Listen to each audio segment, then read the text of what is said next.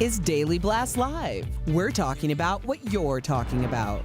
Real, honest, entertaining, live. DBL starts right now. Welcome to DBL. It's Wednesday, December 30th. I'm Jeff here with my friends, Erica and Sam.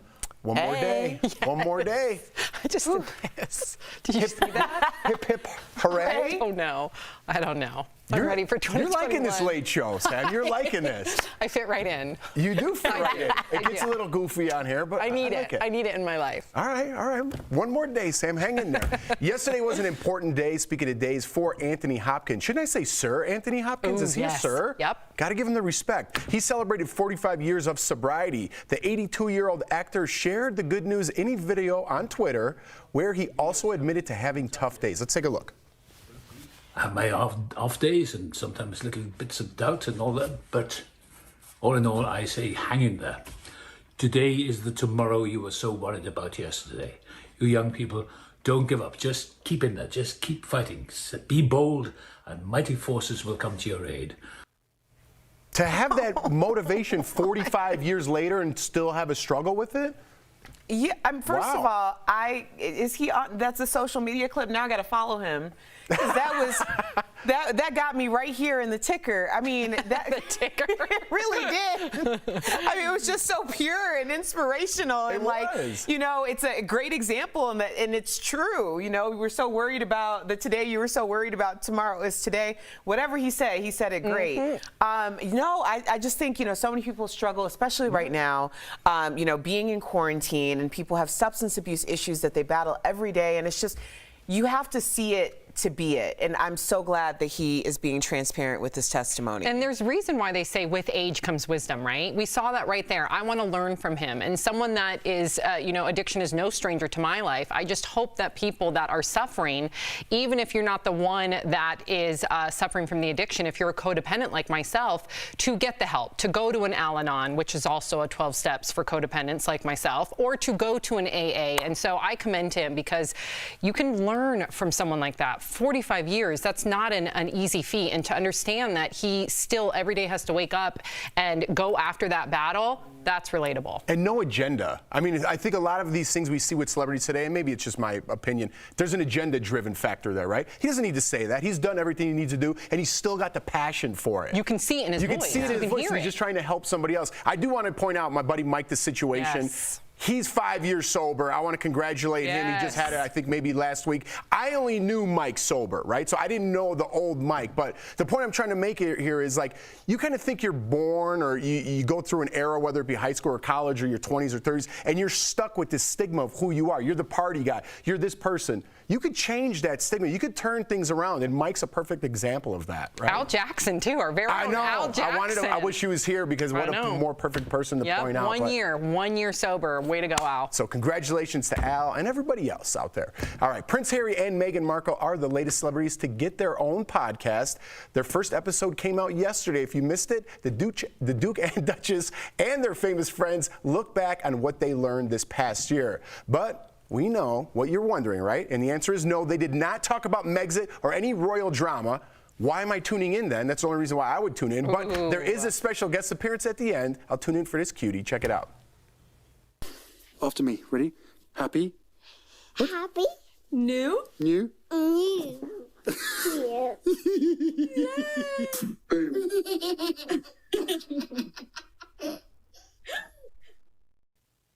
So that was 1-year-old Archie, of course, making his podcast debut. So you can just skip right to the end and just hear Archie. Wait, that was 1 year old? He's 1 now. What? I mean, Miles is 10 months and Miles is baba, gaga, baba. I mean, in 2 months, is he going to be able to say Happy New Year? I didn't even think about that. My son's 2 and he can't There's say no that. way.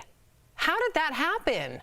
Sorry, Erica, I No, don't know. I don't know. My son right? could say Happy New Year, but he's like, Papa New Year. Yeah, right, and that was crystal clear. That was- Happy New Year. Yeah. Interesting, huh? Something's fishy. Something's fishy. Y'all think that they like transport or dubbed in and Yep. Erica, are you into this podcast? Seriously, they're not talking about Megxit. They're not talking about the royal family. I'm not hating on them at all. I'm not interested. I'm not interested. I mean, you're not interested, and I don't necessarily think I'm going to tune in each week or anything, but I know that they have a major following, and people are very interested in hearing what type of content they're creating. Oh, I'm interested. Yeah. I want to hear from Meghan Markle. I want to hear she first of all, being a princess or whatever, her duchess. I mean, I know she lost the title and all that, but for her to break her silence, Erica, and talk about the things that she went through, not only with the royal family, but as a mother and her pregnancy and the postpartum depression and all of that, I want to tune in as a fellow mom. I want to hear from her. And how her baby could articulate so well? Yeah, I want to know what their secret is, because let me tell you, in 8 weeks, I don't expect my gaga, baba, dada little Miles to all of a sudden be able to say, Happy New Year. I don't think so. Yeah, I don't know. We'll see I'm interested to see what comes of the Royals in 2021. He turned 1 in May. So that makes sense. So now he's like, what, 18 months? Yeah, but that makes sense. My son's 2, and he's still not that articulate. Okay, well, this kid's British. Oh, so What is that? their kid's better than my kid? Now for sure I don't like him. I feel like British kids, like, they speak, I don't know what I'm going to say here, because I don't want to go after Leighton, that's for sure. I love Leighton. But 18 months is a lot different. I'm going to say Leighton's a little, I socialization. wouldn't say behind, but he's a little behind. He's not. Yes, he is. Listen, he's not. Look at who his parents are. He's no Rhodes Scholar, okay? But how many, they were struggling to have Archie socialize with other children, period. Like, he doesn't even know that other kids exist. What? Well, that's what they were saying, that they were having a hard time finding a place. Because of the pandemic? Well, that and the fact that they They're can't royal. go anywhere. Right. Yeah. So maybe, especially kids who are like only children who are always around adults speaking. Okay. That might speed up the process if they don't even understand that they're kids. Oh, I don't know. I could use a couple tips on articulating myself. All right. When it comes to lending money to family and friends, Jada Pinkett Smith says, don't do it. I'm with you, Jada. She explained why on the latest episode of Red Table Talk. So according to Jada, it's a recipe for drama. Let's listen. So I came up with a couple of rules for myself. First of all, I don't lend money. I only give money that I'm willing to give, like this is a gift. Right. Yeah. Right. I do not lend money because that turns into a lot of problems, just as far as the expectation of people paying back and what have you. I got to start with saying every time I see Jada Pinkett Smith's mom, I'm like, what is going on? They look like sisters. Yeah, what is going on? I have to point that out. But do you agree with this lending money? Because I think she's right on the nose. Oh, for sure. But it's so funny because I watched this last night and it reminded me that 4 or 5 months ago, I forgot to give money back to one of my girlfriends. So we had planned a trip and we had to cancel it. It was a VRBO and she had given me money for a deposit. So I was like, yeah, I'll just send, although I had to pay for it, I was like, I'm gonna send you the money back because that's not fair. And she's like, okay, whatever, but you know, whatever. But it was really important to me and I forgot. And so in the middle of the night, I sent her this money. She texted me like an hour ago and she's like, oh my gosh, that was so exciting to get that money, but you didn't have to send it. But I had such guilt about it. Yeah. Because money amongst friends is not a mixer. I do not lend money. I do not lend money. I will give money if I feel like it's appropriate to do so. Right. But you always get that weird friend who like asks you to borrow money, you give them the money, and then they gone. stop speaking to you and like you did something. Well, money makes people weird. Yeah. You know, we all know that. And, you know, I've gone through this. I think we've all gone through this, where you lend someone money. It could be $20, it could be $200. Whatever that dollar amount may be, it's subjective considering what you're going through in your life at that time. When I lent $200, that was like, I needed that money, but I still gave it to a friend. I did not hear from that friend for almost a year. Oof. And I understand it was not malicious by her part. She was just embarrassed.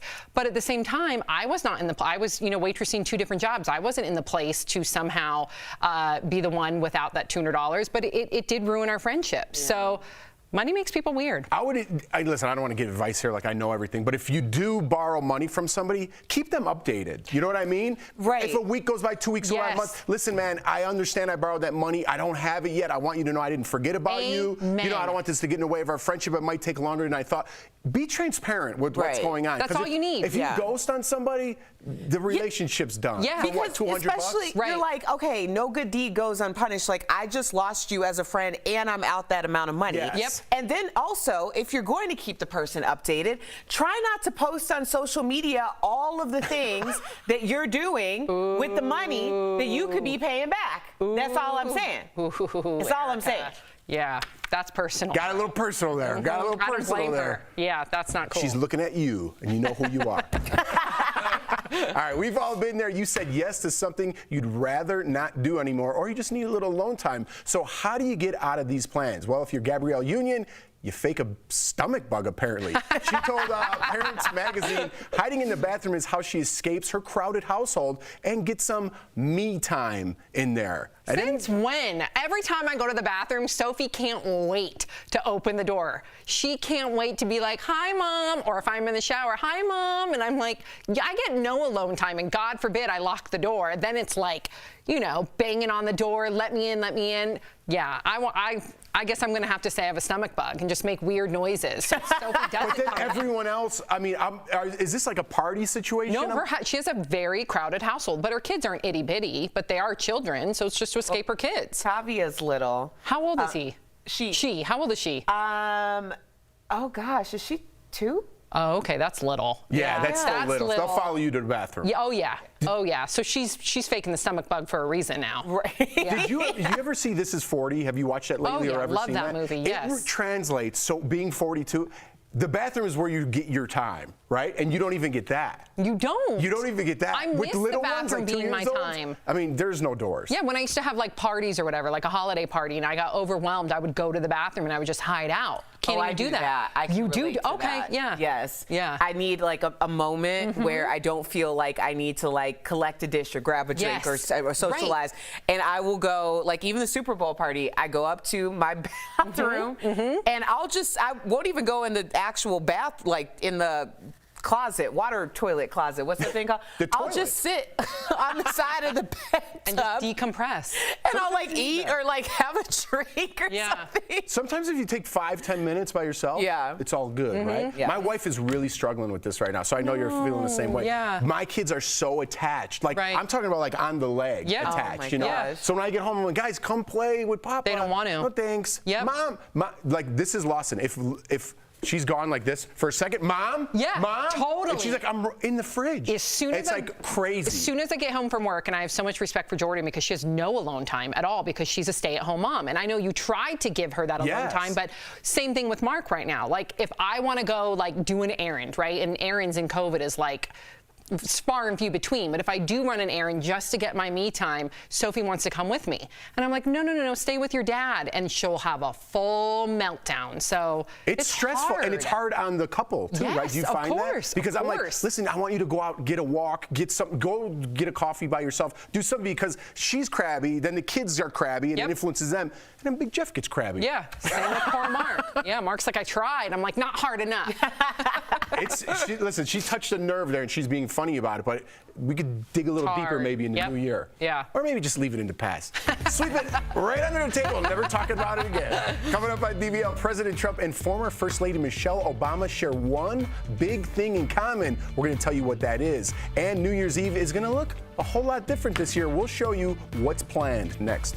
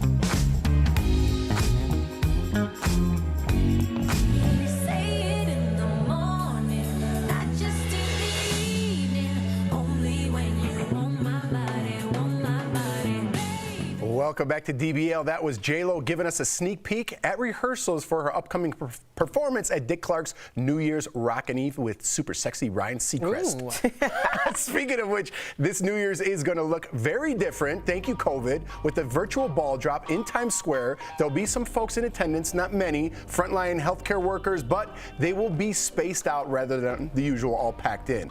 Meantime, fireworks shows like these have been canceled in cities all across the globe, from Vegas to Paris, and even in Sydney. So we still interested in tuning in? Oh yeah, I live for this every single Even year. if the crowd's not there? I'm still going to live for it. There's something very traditional to me when I look at Times Square, and it is going to be weird. I agree, not seeing all those people packed in, but I need that sense of normalcy. I need that sense of nostalgia. I need that glam. You know, everybody's dressed up. Whoever is going to be there, from J-Lo to Anderson Cooper and Andy Cohen, they're going to be dressed to the nine, and that is going to give me everything that I need for 2020 because I need normalcy again. I understand that. How about you, Erica? Do you feel the same way, or what are your plans? You know, I think I'll have something on in the background, but we're just going to like grill and then go and watch the fire. 2020. We're gonna stand around the fire on our patio. But I'm gonna tell you, if 4th of July was any indication, there will be fireworks shows all over the country. Will they be sanctioned? No. Probably not. Will they be legal? Definitely not. But there will be fireworks shows. And you got a nice rooftop with the fire, so you'll be able to see. There were more fireworks displays this 4th of July, unsanctioned, than ever sanctioned ones. Denver was lit up. What are you going to do? I'm just going to stay home. I'm going to chill, grill, you know, with my family. I don't know if there are going to be any fireworks by me, but I'll tell you the one thing I'm tuning into, Justin Bieber's New Year's Eve. He's got a concert going on from 8 to 10. I think that's our time here in Denver. But the Biebs have put on a concert. I miss concerts so much. I'm going to put it on loud, pretend I'm rocking with the Biebs. I'm going to dress up a little bit you and pretend like the normalcy, right? I can't wait. Yes, we're gonna be home, but I'm going to do decorations. I'm going to have streamers, hats, the kazoo thing. Gazoo. Right? Gazoo. Is it a kazoo or kazoo? Kazoo's the guy from the Flintstones. What? You know the names of the people from the Flintstones? The little alien, Kazoo. Is that his name? Oh, yeah, I know Betty. Nobody knows what I'm talking about. I know Betty Rubble and Barney. But remember the alien guy? No, there's no alien. There was an alien in the Flintstones? From the Flintstones. Is that the Jetsons? No, I'm pretty sure it was the Flintstones. I don't know. Can we get a fact check on that? Yeah, we need to check this out. But we're going to dress up, sequence, the whole 9 yards. It's the Great Kazoo from the Flintstones, the green guy. Good on you. What's up? That's some Big Jeff reaching into his bag of knowledge. Trivia. Yeah.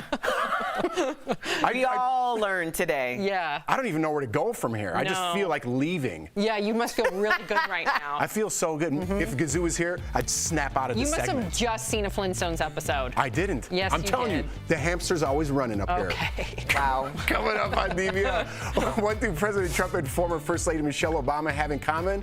Well, more than you think. That's next.